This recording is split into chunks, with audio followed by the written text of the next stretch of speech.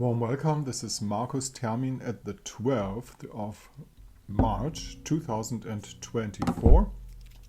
The moon is in the sign of Aries, the sun is in the sign of Pisces, and we have a Piscean stellium, we have a Aries stellium. A lot of things are happening up there. Now for today's perspective, the moon will make one interesting aspect, a sextile to Mars in the sign of Aquarius, and after that he'll go on a void of curse tour up to the next day. This is a 12 hours void of curse moon. When does it start? Middle European summertime, noon does the void course start. So this is, I'm saying this again, some kind of camouflage possibility, a possibility to tunnel reality.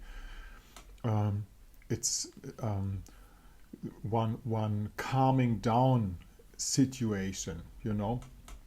Interesting enough, from a perspective of those of you who are watching world politics, you might have noticed that as soon as Mercury entered the sign of Aries, where we have, as I said, Moon, the North Node, Chiron, and Mercury now, the Pope sent out his message about the possibility of negotiation, finding a compromise, things like that, you know.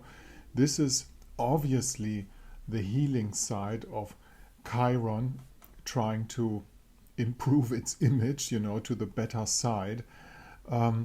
Interesting enough is that the message that was sent out, the Pope gave, I'm not advertising the Pope actually, but it's an interesting message. He said that at the 8th of February.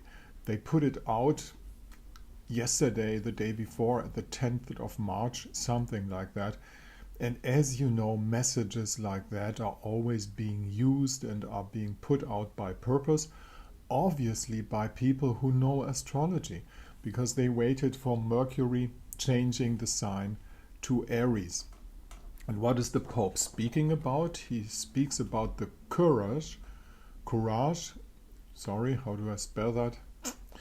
Pronounce it, whatever, courage, to go out and find out that there might be courage necessary also to put out the white flag.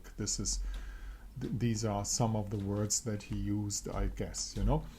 This overall situation for private use is not bad. It's an interesting fact that, as I said yesterday, Jupiter and Venus are in a mutual reception, as Venus and Uranus have been before for almost 3 weeks. So we have another one of those nice receptions in between the two really positive forces up there in astrology, and it's a combination in between Piscean forces and Taurus forces that work together well anyhow.